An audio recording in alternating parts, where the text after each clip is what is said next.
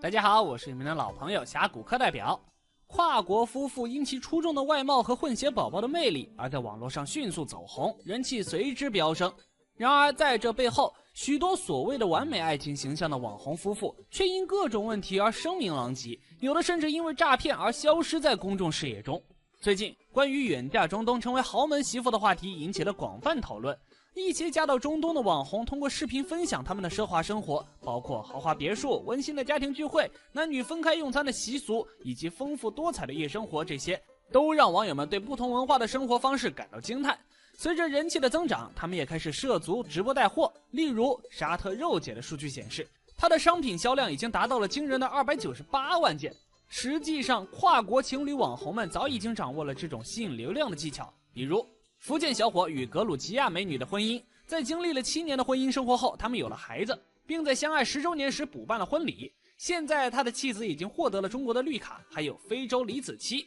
她与中国丈夫一起在抖音上分享美食和地域文化，成为了千万级网红博主。中韩夫妇金爱罗夫妇也在抖音上成为了带货的佼佼者，他们的另一半也都非常配合。外国男性通常被描绘为高大帅气、体贴浪漫、乐于分担家务且不具备大男子主义的形象，而外国女性则被塑造成温柔贤淑、热爱中国文化且不要求彩礼的形象。他们展示的是生活中最完美的部分，却很少提及日常生活中的琐事。然而，这种利用信息不对称来吸引流量的做法已经逐渐失去了吸引力，许多跨国网红的形象已经崩塌，有的甚至因为诈骗而销声匿迹。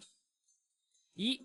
高颜值吸睛，主打猎奇反差，跨国恋 CP 成流量密码。大批跨国夫妻网红凭借高颜值出圈，如果再生个漂亮可爱的混血宝宝，那人气更是蹭蹭往上涨。比如网红 Affair 和 Angel， 他们以富家女与贵族成员的跨国恋的故事在网络上走红。Angel 曾自豪地提到，她的丈夫不仅是富二代，还是贵族的后裔，家族曾获得过女王授予的勋章。在英国留学期间，中国富家女 Angel 在一次晚会上偶遇到了英国帅哥 Affair， 两人一见钟情，很快确定了情侣关系。从2018年开始，这对异国情侣开设了账号，记录他们的恋爱日常。他们的中国美女与外国帅哥的组合自然吸引了众多网友的关注，人气日益高涨。目前他们在各大社交平台上的粉丝已经达到了100万级别，在抖音上拥有超过400万粉丝，在小红书上也拥有200多万粉丝，成为了异国情侣领域的大网红。今年2月，这对情侣网红官宣领证结婚，并决定婚后定居伦敦。男生目前致力于创业，而女生则专注于经营社交平台。同样的，凯诺梦露夫妇也是以高颜值著称的跨国夫妇。妻子梦露被誉为格鲁吉亚第一美女，而丈夫凯诺则是福建的说唱歌手。2023年6月，厦门小伙凯诺娶了格鲁吉亚美女梦露。凯诺自豪地宣称：“我娶到了格鲁吉亚最美丽的女人。”梦露也甜蜜回应：“我嫁给了中国最帅气的男人。”在中国电音圈，他们无疑是明星般的存在，抖音粉丝接近1300万人。凯诺和梦露的爱情故事始于一场电音派对，当时凯诺是说唱歌手，梦露是 DJ。派对结束后，两人互留了电话，经过了半年的相处，发展成为正式的情侣。梦露比凯诺小4岁，她毕业于格鲁吉亚的国际黑海大学，从小就对中国充满好奇，因此来到福建集美大学留学。她不仅热爱电音，而且在电音圈里也是小有名气的外籍 DJ。值得一提的是，梦露出身显赫，她的父亲是葡萄酒庄园的老板，母亲是一家知名文化公司的董事。相比之下，凯诺的出身则普通得多。为了给梦露更好的生活，凯诺尝试过创业开咖啡店、美食店，但都未能成功。由于创业失败，作为歌手的收入也不稳定。8年间，两人搬了13次家，但梦露也从未抱怨过，总是给予凯诺鼓励和支持。2015年，他们决定结婚，但由于条件有限，没有举办正式的婚礼。凯诺承诺，等认识10周年时，会给梦露一个盛大的婚礼。去年的那场婚礼，正是凯诺兑现的诺言。梦露很早就注册了自己的抖音账号，平时会发布一些穿搭或者走秀的视频。他发现，每当凯诺出现在视频中时，视频的点赞量都会大幅增加。于是，他们决定开设一个夫妻账号，凯诺梦露夫妇由此诞生。很快，代言和带货的机会纷纷找上门来，这对跨国夫妇的事业也蒸蒸日上。2021年，梦露生下了一个可爱的混血儿子瑞安。凯诺梦露夫妇账号的粉丝也随之暴涨到1000万级别。2024年1月6日，凯诺梦露夫妇的第2个孩子出生，一家4口一起出现在视频中，也为他们的频道带来了更多的流量。同样引人注目的还有金爱罗夫妇。他们凭借着高颜值学霸的人设，在2023年6月的韩国首场直播中，单日带货破2亿，名列抖音带货榜 TOP 1。金爱罗夫妇中的妻子李佳彤来自山东，是一个小富二代。她曾就读于英国伦敦大学，并在毕业后顺利进入了4大会计师事务所之一的德勤，为戴姆勒提供咨询服务。后来自己创业，实现了经济独立。在伦敦大学，李佳彤遇到了她的真命天子金爱罗。金爱罗来自韩国首尔，是一个精通4门语言的学霸。两人坠入爱河后，金爱罗为了李佳彤放弃了海外的事业，跟随他来到中国生活。2021年，金爱罗夫妇从零开始运营抖音账号，仅用2个月就实现了粉丝增长80万。他们不仅打造了高颜值学霸的人设，还主打跨国恋的主题。在他们的短视频中，大多是展现中韩文化的语言差异的内容，比如韩国女婿在中国过年，韩国欧巴与中国丈母娘的互动，韩国婆婆与老公2年未见等情节，他们也享受到了跨国情侣带来的流量红利。2. 跨国网红夫妻开公司当老板，婆婆拉流量，自己做代言人。在这个看脸的时代，跨国网红夫妻如果颜值不是他们的强项，那他们就得依靠差异化、猎奇或者才华来吸引眼球。比如被称为非洲李子柒的 Rose， 她嫁到中国已经10年了。虽然她的外表并不惊艳，但她却凭借视觉冲击和文化差异，成功开辟了自己的道路。在短短2年的时间里，她的账号从一个新手成长为拥有1000万粉丝的乡村博主。截止目前 ，Rose 的抖音粉丝已经超过了1400万。2014年 ，Rose 通过朋友介绍认识了浙江小伙吴建云。次年，她嫁到了中国，婚后定居在浙江农村。由于丈夫吴建云是一名厨师， Rose 在日常生活中耳濡目染，厨艺迅速提升。于是她开始在网上分享自己的烹饪、家务和乡村生活。别看 Rose 是一个非洲女孩，她对中国家常菜的烹饪技巧却能轻松掌握，比如五花肉煸豆角、新疆大盘鸡、香口巴沙鱼、四川钵钵鸡等。对此，网友们还调侃说自己要和一个外国人学做中国菜。Rose 的烹饪视频充满了李子柒式的田园氛围，有网友评论说，看她的视频仿佛在追一部乡村疗愈连续剧。不可否认，真正让他们火出圈的是网友对这对网红夫妻的猎奇心理。在 Rose 的视频中，出镜最多的就是她的丈夫吴建云。由于 Rose 来自遥远的非洲，中非之间存在文化差异，她与浙江老公的日常交流也成为了网友的谈资。因为 Rose 每次喊丈夫的名字听起来都像喊五香鱼，网友们还给他们起了个 CP 名鱼香肉丝。事实上，仅靠高颜值 CP 和满足猎奇心理还是不够的，还得懂得如何炒作才能赚足钞票。金爱罗夫妇出圈后，就以团聚日为噱头进行直播带货。所谓团聚日，就是指他们结束跨国恋相见的日子。此前，金爱罗夫妇一直在中国合体直播。2022年9月，男方因家族企业的事务返回韩国，后来李佳彤不远千里奔赴韩国与丈夫团聚。为此，他们策划了以国内告别场和韩国团聚场为主题的直播。金爱罗账号也在持续发布团聚直播预告视频，为直播间引流。不仅如此，金爱罗的家族成员也加入了带货行列。其中60岁的韩国婆婆不仅分享了自己的护肤心得，讲述美容仪的使用方法，还带着儿媳参观了韩国最大的护肤企业爱茉莉，为金爱罗直播间带来了大量销量。目前，金爱罗夫妇在抖音平台已经积累了546万粉丝。事实上，给别人代言带货并不是他们的终极目标。有的网红还要开公司当老板，做自己的品牌；有的网红还成为了中外沟通的使者，这个层次又提升了。金爱罗夫妇早早的就成立了自己的团队，名叫若雨传媒。天眼查显示，若雨传媒成立于2020年，法定代表人为李佳彤，持股比例100%。此外，李佳彤旗下还有上海华韩恒嘉化妆品有限公司、海南宜家科技有限公司等6家存续的公司。凯诺梦露夫妇还成立了美妆品牌 Dreamly 即梦丽，目前相关店铺已经积累了145万粉丝，店铺销量19.7万。粉底液、卸妆油等都是爆款。在短视频中，梦露还亲自为品牌代言。不仅如此，去年办婚礼时，凯诺还卖空了老丈人家的葡萄酒，并获得了格鲁吉亚荣誉勋章，在网上引起了轰动。凯诺的老丈人在格鲁吉亚做红酒生意，生意不错，但多在国内销售。见老丈人的酒庄还有很多珍藏红酒，凯诺提出帮忙直播卖红酒。老丈人半信半疑，觉得他卖不了多少。但别忘了，凯诺梦露夫妇抖音粉丝数量高达1300万，是格鲁吉亚总人口的3倍多。于是短短3个月里，凯诺卖掉的红酒比老丈人半辈子卖的还要多。他们因此得到了格鲁吉亚经济部长的会见。类似的，2023年非洲离子妻 Rose 带着中国老公回乌干达的娘家也在网上引起了轰动。第一次去非洲的中国女婿上门礼是头羊等话题一度冲上了热搜。对这位千万级别乡村博主，乌干达驻华大使亲自前往机场接机。乌干达国家电视台还对这趟回娘家之旅进行了专题报道。如今 Rose 已经成为了跨国级红人，非洲媒体团专程到浙江遂昌看望她。但很可惜，并不是所有跨国夫妻网红都能走向正道并获得荣誉。眼看当网红的钱这么好赚，一些夫妻为了赚快钱就不惜坑蒙拐骗割粉丝韭菜。3. 跨国情侣光鲜背后的韭菜局，诈骗、家暴、出轨。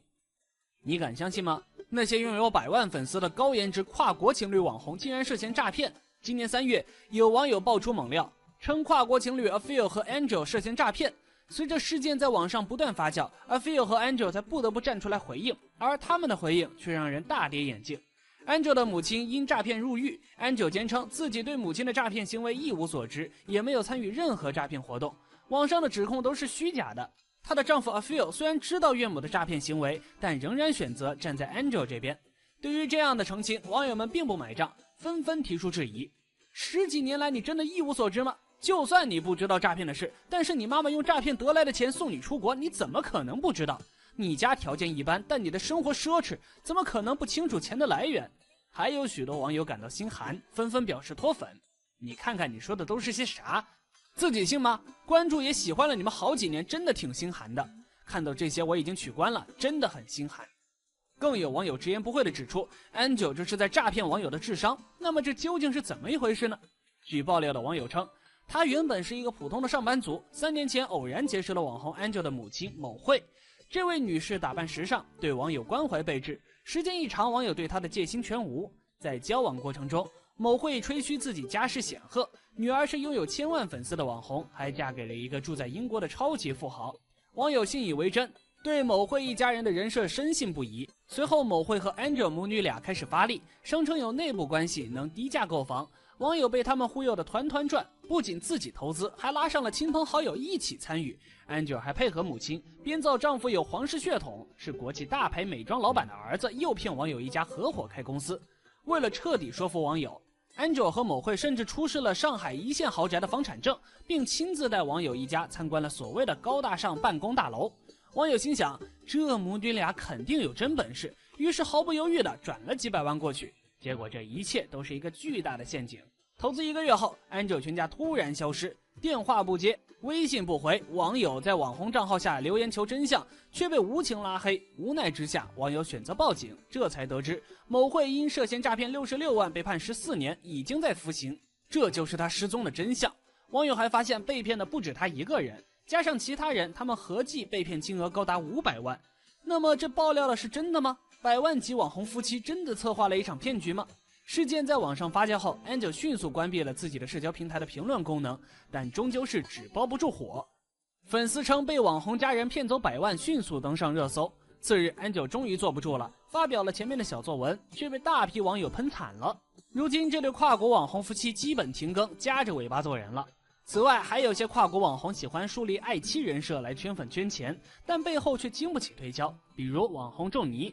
仲尼经常打造爱妻人设，与乌克兰模特卡琳经常秀恩爱。后来仲尼被爆出一堆黑料，家暴出轨是常事。仲尼是 B 站100万 UP 主，还当过导演，写过小说。早年仲尼还参加过相亲节目，并拒绝过郭富城老婆方圆的求爱。后来他娶了乌克兰老婆卡琳娜。2015年，两人参加的相亲节目非常完美，互生好感。交往后次年结婚。卡琳娜是 B 站美妆时尚 UP 主，比仲尼小5岁，身高1.88米，主业为油画师，在 cosplay 领域也是很出名。两人在社交平台上经常秀恩爱，很多商务都是夫妻俩一起接的，吃尽了跨国夫妻网红的名利。他们经常一起拍广告，一起拍 cos 照，一起出席商务活动。仲尼 B 站视频总有卡琳娜，但是就是这样一个天天在全网秀恩爱，说自己有多爱老婆的男人，这次被推上了热搜，竟然是因为网传他出轨了。2022年，有网友爆料，网红仲尼疑似出轨多人，还曾在社交平台上发表物化女性的言论。随后，网红子旺发文锤仲尼，称其谎离异并追求他。子旺称，在与仲尼的相处中发现仲尼并没有离婚，于是就及时止损，与其撇清关系。在舆论发酵整整1天后，仲尼终于在社交平台发文道歉，承认子旺确实不是小三，而是前女友。而这段感情，许多人包括卡琳娜都知情，不过他的说辞并不能让网友们信服。回头来看，跨国网红夫妻靠着得天独厚的优势，轻松做账号立人设圈粉，真真假假并不太容易分辨，只有粉丝实际付出了真感情和金钱。希望你能喜欢本期视频。如果你大家好，我是你们的老朋友峡谷课代表。名媛赛道如今开始卷到联合国了。最近网络平台上突然涌现出一批所谓的联合国名媛，他们出现在视频中，身穿正式服装，妆容精致，笑容温暖，看上去光彩照人。在这些视频中，他们有的在联合国发表演讲，有的领奖，有的开会，有的进行汇报，而他们宣称是受邀参加各种活动，讨论的议题也都是看起来特别高大上的话题，妇女儿童保护、全球气候变化、年轻一代的使命。一时间感觉中国的青年才俊卧龙凤雏、公子名媛都齐聚联合国总部了。初次看到这些视频时，可能很多人会觉得非常震撼，就像是迎接了一个天降紫微星。随着刷到的人数越来越多，再回头看看他们千篇一律的文案，配合着若隐若现的剪辑，瞬间就醒悟过来，名媛产业链又升了级。可能连联合国也没有想到，有朝一日会沦为中国网红立人设的背景板。最早尝到联合国名媛赛道红利的是一个名叫 Shelly 林的网红，她在抖音上拥有超过700万粉丝，在小红书上的粉丝数也有182万。今年2月，她发布了一条视频，声称自己将前往联合国总部吃午餐。吃完午餐后，她轻描淡写地给出了一个评价：真的很一般。这种淡定高贵的气质，使得这条视频迅速获得了400万点赞，且在短短2天内粉丝数飙升了100万。评论区里全都是对她的赞美，大家都纷纷表示人类高质量女孩。到了10月29日，她的联合国故事又迎来了新篇章，直接从吃午餐跳跃到了在联合国总部发表演讲和领奖。要知道，在公众眼中，能够去联合国发言的人，要么是各国的重量级人物，要么是对人类做出了杰出贡献的行业翘楚。他的演讲稿内容是英文的，翻译成中文大致是这样说的：在当今世界，年轻人拥有重新定义引领力的机会，这是为什么我致力于我的社媒影响力和音乐创作。我的平台不仅仅是为了娱乐，而是为了促进沟通和激发超越国界的有意义的对话。我由衷感谢那些相信我初衷的人，这更加坚定了我尽自己所能去增进彼此理解的决心。接着他换上一套战袍，领取了一个名为未来精神领袖的奖项。从表面看，一切都如繁花似锦，但细心品味过后，便能察觉到其中的诸多问题。先说他的这段演讲稿吧，总计不到1分钟，里面的词汇大多空洞空乏，几乎看不到有实际内容，充满了华而不实的词藻。要是让一位高中语文老师来评分，恐怕满分60分也只能给到20，还可能被叫到办公室好好教育一番，问他你写的这些到底是什么？再来看看那个未来精神领袖奖，头衔虽然听起来很唬人，但仔细一想，连未来都还没到，怎么就能成为领袖了呢？连弹幕里都有网友调侃说这个奖项好小众的词。更让人怀疑的是，演讲过程中虽然有掌声响起，但镜头一闪而过，观众几乎没有看到任何清晰的掌声画面，甚至在截屏画面中也根本找不到 Shelly 林本人。随后一些网友挖掘出了更多的细节，通过对参与论坛的相关人员进行调查，发现这不过是一个华人大会，而 Shelly 林疑似是纽约大学的大2学生。Shelly 林这个账号是2018年9月创建的，当时他还只是一个在加州的高中生，主要是分享自己唱歌的视频，偶尔也会晒一些日常生活的片段。可是近期情况发生了变化，除了频繁参与联合国事务之外，他的视频内容也变得更为奢华，例如分享自己在自家豪华花园里骑马，或是下课后匆匆赶赴比尔盖茨的私人晚宴。随着这些内容的曝光，网友们的想象力开始飞速膨胀，有人调侃他的身份，称他是《爱情公寓》里林氏国际银行千金的现实版。关于他的背景，网上也有很多种版本的说法，例如有人说他是美联储大股东的千金，甚至还有人说她是罗斯柴尔德家族族长的长女。此外，还因为她在前排看过 NBA 的比赛，又被说阿里巴巴董事蔡崇信是她的亲叔叔，乱七八糟的没脸看。种种说法都被网友强烈反驳，一来二去，反倒是让她的账号笼罩了一层神秘色彩。今年3月份粉丝榜上，她的抖音1个月涨粉300多万，连雷军这种大 IP 都自愧不如。看了她的视频，他并非如同外界传说那般的高冷。视频中，他曾多次为普通化妆品带货，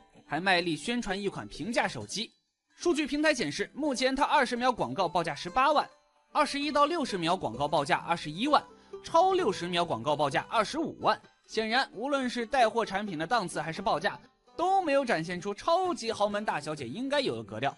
不仅仅是1000，现在网络平台上越来越多的联合国名媛开始批量涌现。这些视频的套路大致相似：一大早，女主角们会以各种美丽的姿势拍摄自己，接着轻描淡写地说一句“今天是联合国的一天”，随后吃掉由保姆精心准备的营养早餐，要么坐豪车，要么乘坐直升飞机直奔联合国总部大楼。一到联合国，他们便开始游览一番，然后进行演讲，接着拍照领奖，最后完美收官，结束这一天的活动。在小红书上，联合国的一天相关笔记已经超过了1万条，至于去纽约演讲的笔记也有1500多条。要知道，截至2022年，中国在联合国的工作人员数量仅为1336人。联合国本来就对外开放，过去只需要预约注册且不收费，但随着参观的人数逐年增加，近些年开始收费了。想要成为联合国名媛的第一步，就是通过官网申请参观，价格为26美元，约合188元人民币。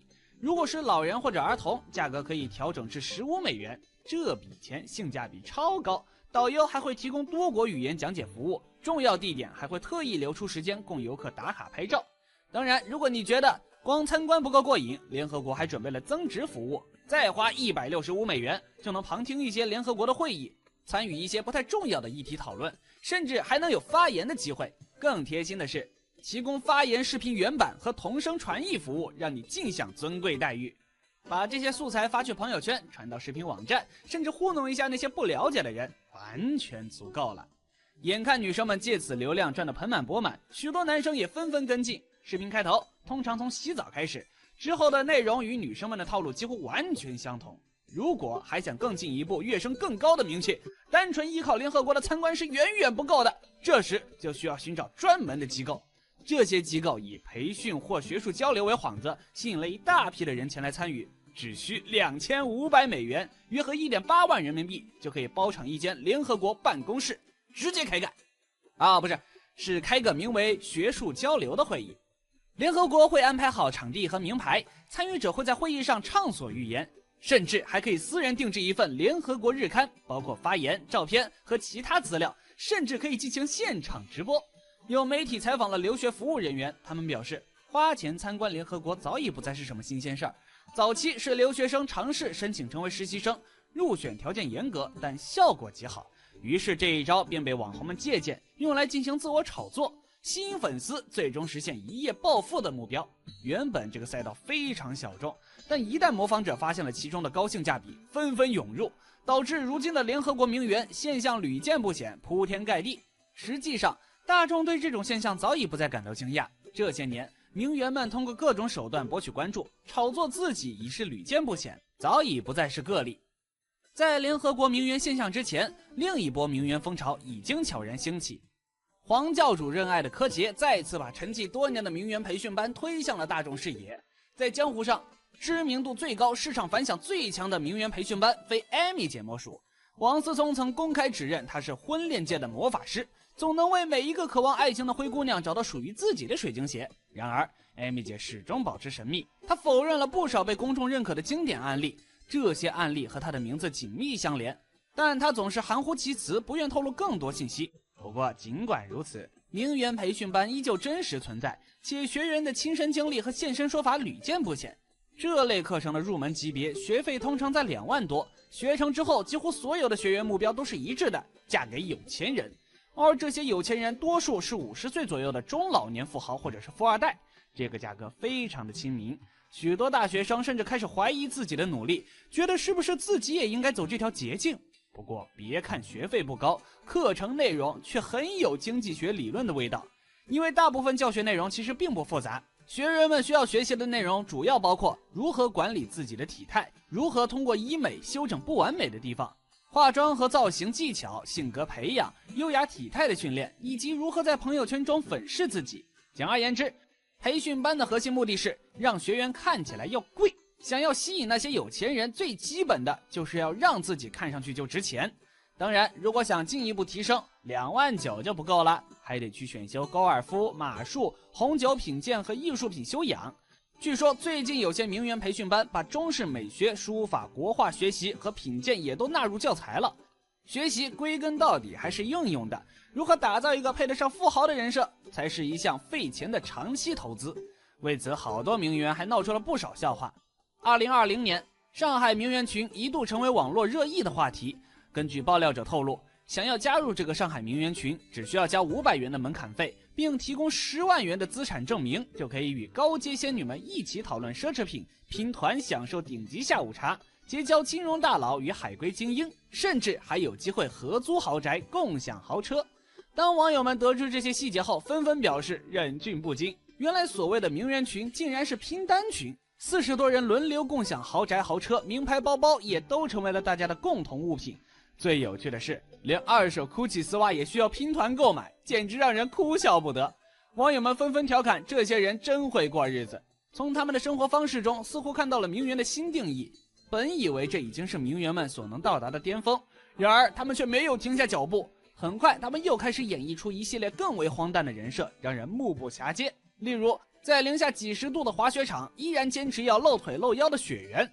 穿着旗袍和高跟鞋下田干活的田园，在宗教场所手抄经书品茶焚香的佛缘，明明精神饱满却硬要化妆成病弱模样的病缘。这些匪夷所思的角色设定再一次刷新了大家的三观。而现在这股名媛风潮竟然进军了联合国，不言而喻，所有这一切的背后核心目的都是利益驱动。就像高尔夫女孩招募海报说的那样，精心打造一个个完美人设。这个人设不仅能帮助他们结交高端圈层的人士，还能为他们带来品牌代言、活动拍摄等机会。如果这些都做不到，至少还能借助自己的流量进行直播带货，赚取不菲的收益。这2天，联合国名媛事件愈演愈烈，众多媒体和自媒体都发表了看法。网友普遍的反应是，丢人丢到联合国了，或许是意识到问题。包括施艾丽琳在内，多位网红联合国演讲领奖的视频已经下架，但相信用不了多久，等这阵风头过了，新的赛道又会被开发出来。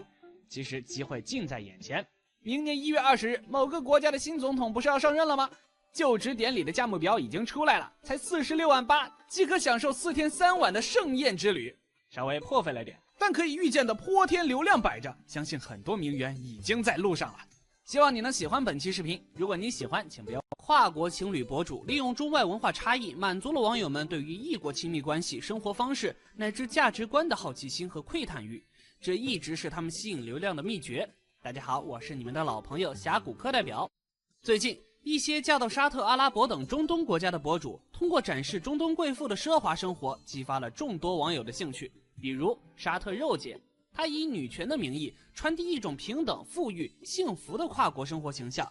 辣辣在沙特也是如此，她通过分享沙特的生育习俗、多妻制、开斋节等鲜为人知的内容，吸引了大量关注。在这些博主的评论区，常常会出现你是不是测试等质疑，这无疑为博主带来了新的讨论和流量。在社交平台上，跨国情侣博主越来越常见，从充满绅士风度和浪漫气息的中英情侣，到看似和谐温馨的中日夫妇，再到中韩情侣，多到让人习以为常。在文化差异的壁垒下，跨国配自然吸引了网友的目光。但这些跨国情侣博主之所以能在互联网上持续吸粉，关键在于他们抓住了网友的猎奇心理，主动迎合了中国网友对亲密关系的美好幻想。他们塑造了乖乖小狼狗的形象，比家人还和谐的婆媳关系，一致的爱国表现。在这种割裂与同频中，这些博主找到了吸引流量的关键。然而随着越来越多的跨国情侣通过短视频展示大同小异的内容，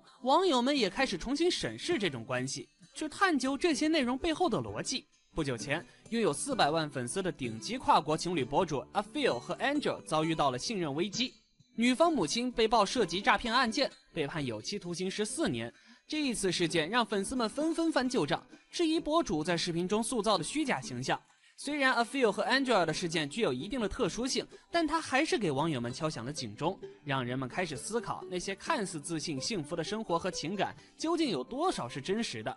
有网友表示，我对所有情侣博主都持平等的不喜欢态度，不仅仅是异国恋博主，除了满足窥私欲没有其他用处。也有人说，我真的不喜欢看异国恋，尤其是那些炫耀男方长相的，看起来像是网络卖身。还有人直言，这不过是在割韭菜诈骗，真正过日子的异国情侣不会把这当作流量密码。尽管如此，窃妹与造梦仍在同步进行。聪明的流量玩家总是知道如何触动互联网的敏感神经。在这场由跨国情侣博主制造的幻梦中，表演者和观众不断重复着信息错位引流，逐渐失去新鲜感，寻找更具反差的内容的循环。他们聚集流量，进而转化为商业成功。跨国情侣博主们似乎总能精准地把握流量的脉搏，而异国情调正是他们首先解锁的流量密码。因此，远嫁中东成为富婆的故事成为了他们争夺流量的新战场。在过去，中东的婚姻和女性地位常常被严肃讨论，而且往往带有着负面色彩，不被公开宣扬。然而，当一群远嫁沙特的博主开始分享他们的生活点滴时，立刻吸引了众多目光。与普遍的负面印象不同，这些博主有意无意地向网友展示了一种奢华的土豪生活，以及被尊重的情感关系，甚至透露出一种大女人的风范，堪称完美典范。男女分开的聚会，豪华别墅的装饰，丰富多彩的夜生活，两对夫妇同住在一个院落。当这些生活细节与中东的地域特色相结合，便产生了一种探险的快感。同时，跨国差异也为这些博主增添了一层神秘面纱，特别是远嫁沙特的博主们常常被问及是第几任妻子。比如沙特肉姐在视频中出现了2个孩子，就引发了这样的疑问。对此，沙特肉姐在视频中表现出对这种质疑的轻蔑，并回应称自己不会做别人的小老婆。她甚至为沙特丈夫塑造了一个知名企业家、不重男轻女、妻子身边的支持者等形象。这些形象更符合国内网友的期待。虽然真假难辨，但这些截然不同的生活细节和屏幕前观众共鸣的价值观，确实为博主们赢得了不少点赞和流量。其次，在文化差异的基础上，打造一个完美的伴侣形象，营造出令人向往的情感状态，成为许多跨国情侣博主的另一大流量吸引力。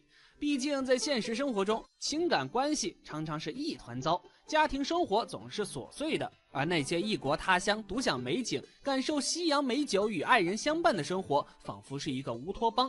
随着信息差的缩小，许多跨国博主已经不能仅靠猎奇来吸引流量，而完美的伴侣形象对于中女外男和中男外女两种模式也存在巨大的差异。在中女外男的组合中，男性往往是高大阳光的乖乖粘人精，或者是居家好男人。在这些形象中，看不到大男子主义、懒惰或者不耐烦，看到的是自律、健身和宠爱妻子，甚至还有一个体面的社会身份。例如，在中日跨国夫妻尼宝一家中，日本丈夫体贴细心，会提前点好妻子喜欢的菜品，帮妻子预约 SPA， 下班后还会顺手买小礼物。情侣 Only， 男生 Jared 是浪漫粘人爱夸奖的年下男，被称为现实版的暮光之城的中澳情侣 Aria and Brandon。 男生因帅气温柔等特质还被冠以神仙男友楷模。相比之下，中男外女的异国恋博主所展现出的情感没有那么细腻，人设更多走的是搞笑路线。例如中俄情侣跨国刘先生主要靠土味段子吸粉，中美情侣 Cut and Cut 的视频中，女生往往会以奇怪的中文口音、穿军大衣等来展现一个大大咧咧、美而不自知的搞笑形象。这种差异背后是受众群体的不同，中女外男的核心受众是女性，而中男外女的受众则是以男性为主。社交平台上，中女外男的跨国配对远高于中男外女。跨国情侣博主们似乎都握着一张共同的王牌——爱国情怀。远嫁异国的博主们经常会展示自己为外国亲友烹饪中餐的场景，收获一片赞誉。也有博主分享自己的另一半对中文的热爱，尽管学习多年进步有限。更有博主共同关注国内的突发灾情，发声支持。即使不是特意展示这些内容，网友们也会期待博主进行反向文化输出。比如 TJ and Claire 近期视频中，男生就大秀中文网络流行语，这种爱国情感牌再次赢得了国内观众的好感。在尼宝一家表示要带公公婆婆来中国的评论区，网友们热情地提出建议，带公婆去东北，那里不热，不要去南方，太热了，好期待。跨国情侣博主的涌现，将异国他乡的朦胧形象细化成了装修、食物、家庭等具体细节，成为互联网上的流量密码。但信息堡垒和背调难度大，也让许多跨国情侣的真实性难以辨别。跨国情侣博主批量涌现的背后，是流量带来的可观收益。早期声称不缺钱不带货的沙特肉姐，不仅开始直播带货，还凭借流量创立了自有品牌 Rivanna， 推出了珠宝、香水、沉香、美妆等不同支线品类及各自的店铺。同时，她还在频繁推广一款叙利亚古皂。无论是自创品牌还是合作，网红卖货主打的就是人设和故事。沙特肉姐的生意贩卖的本质也是异国文化差异。在她的视频内容中，频繁出现中东的沉香文化，而沙特肉姐的丈夫也是喜欢收藏各种沉香和香水的人设。由此 Rivanna 的创立有了合理的背景，甚至有了一定的地域文化做支撑。虽然都受于国内，但沙特肉姐带货沉香或者香水时，强调的是中东特质，即为什么20多个中东国家都在点沉香，为什么中东女生喜欢抹香精到头发上。不过也有网友发现，博主卖的香水实际是从义乌发货，在义乌就可以批发。此外，沙特肉姐在带叙利亚古皂时，将叙利亚局势动荡不稳定，他们的国货古皂堆积卖不出去，我们帮忙解决问题作为带货理由，看似荒诞，下单的并不少。其中一个古皂链接销量显示43万，但另一面，很多已经下单的网友亲测使用体验差，一言难尽。还有不少网友表示，看看戏就得了，还真买呀。虽然争议不断，但沙特肉姐的确通过带货赚到了钱。馋妈妈数据显示，今年以来，沙特肉姐已直播104场，其中带货场54，总计 GMV 超1亿，而其他矩阵账号以视频带货为主，单个账号总带货 GMV 在10几万至上百万不等。Rivanna 沉香更是登上抖音线香好评榜 Top 2， 店铺 Rivanna 沉香游园会销量超10万。辣辣在沙特虽然没有自己的个人品牌，但她的带货方式与沙特肉姐非常相似，都是通过矩阵账号加主账号直播带货加矩阵账号切片带货的模式。目前辣辣在沙特主要销售的产品包括美妆护肤品、日常百货和珠宝首饰，比如土耳其防脱洗发水、香薰干和南非进口的小绿膏等。大多数跨国情侣博主的变现方式仍然是常规的直播带货和植入推广。中日夫妻尼宝一家的中国妻子已经开始常态化直播，平均每月直播约40场。根据馋妈妈的数据，从2024年1月1日至今，他们的直播带货总销售额达到了5000万到7500万。不过尼宝一家所推广的品牌主要是博瑞美、资生堂等大众美妆护肤品牌，以及日用品和服装内衣，缺乏明显的地域特性。其他一些跨国情侣，如 Aya and Brand 和 TJ and Claire， 主要通过视频植入的方式进行推广，合作的产品多为护肤品，比如雅诗兰黛之颜夜胶原晚霜、海蓝之谜玉林云绒霜、施乐肤安心洁面和西木之源等。与中女外男在流量和商业上的双丰收相比，中男外女的商业潜力相对有限。例如 Cut and Cut 虽然也有进行植入推广，但合作的产品主要是眼霜和服饰，由美国女友担任种草角色，且合作频率并不高。而跨国刘先生虽然拥有 18.5 万粉丝，目前只在商品橱窗中挂有零食和日用品的链接，几乎没有进行直播带货，也很少看到有视频植入。猎奇的故事和完美的人设为这些博主们创造了变现的空间，也吸引了更多的人加入这个行列。尽管跨国情侣博主们利用信息差来制造梦幻般的生活，但难以背调的特点也使得他们成为网友打假的重灾区。随着越来越多的跨国情侣博主的出现，网友们不再沉浸在被制造的美好幻梦中，开始主动去揭开这些幻象的真相。最近 Afia 和 Angel 爆出了女方和母亲合谋诈骗500万的大新闻，让粉丝和围观群众都震惊不已。虽然事件最终以女方母亲被判14年告终，女方也公开道歉并声称自己并不知情，但愤怒的网友们并不接受，并开始深入挖掘真相。之前男方被传是雅诗兰黛的公子哥，甚至有英国皇室血统，但后来被网友揭露他根本不是什么贵族，他父亲只是雅诗兰黛的一个中层管理人员，和女方结婚之前他甚至是个无业游民。除了 Afil 和 Angel 的丑闻之外，许多其他活跃的头部跨国情侣博主也受到了质疑，比如拥有400多万粉丝的 Alia 和 Brandon， 他们深陷人设争议。有人怀疑女生所谓的书香门第背景是包装出来的，还有人指责他们卖假货，声称所谓的澳洲好货根本不是澳洲产的。网友们质疑的核心在于人设包装，即那些甜蜜的爱情故事背后可能只是 MCN 机构编写的虚假剧本。虽然除了 Afil 和 Angel 外，其他被质疑的博主还没有明显的丑闻曝光，但背后的 MCN 机构在某种程度上说明了包装的存在。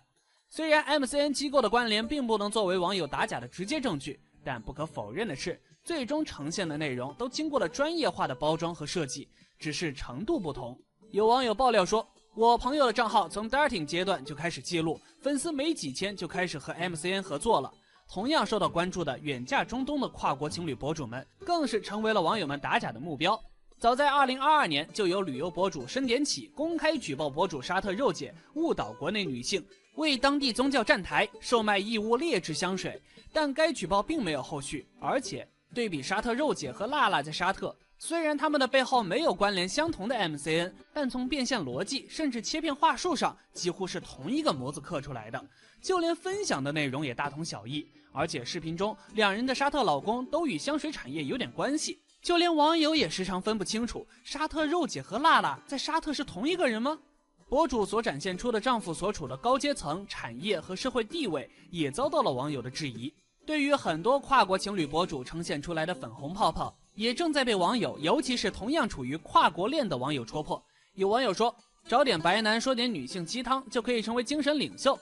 这些情侣博主要么两人完全没有爱，纯为了赚钱，要么两人中至少有一个 NDP。 我和我的老婆 NPY 聊过，她说举着摄像头录恋爱日常真的很别扭，也不愿意赚这个钱。本质上，不论是亲密关系还是炫富的土豪生活，跨国情侣博主就是贩卖信息差，在互联网造梦，呈现出一种可望而不可及的完美生活。真真假假，看个乐子倒也无妨。但当这些博主如同人设一般真假难辨的生意开始瞄准粉丝的钱包，用潜移默化的方式宣传某种价值观时，还是需要谨慎对待的。希望你能喜欢本期视频，如果你喜欢，请不要忘记点赞支持，同时订阅我们的频道并开启通知，这样你就不会错过任何更新。如果你愿意，也请将本期视频分享给你的朋友。感谢你的观看，我们为你准备了更多精彩内容，让我们期待下一个视频，再见。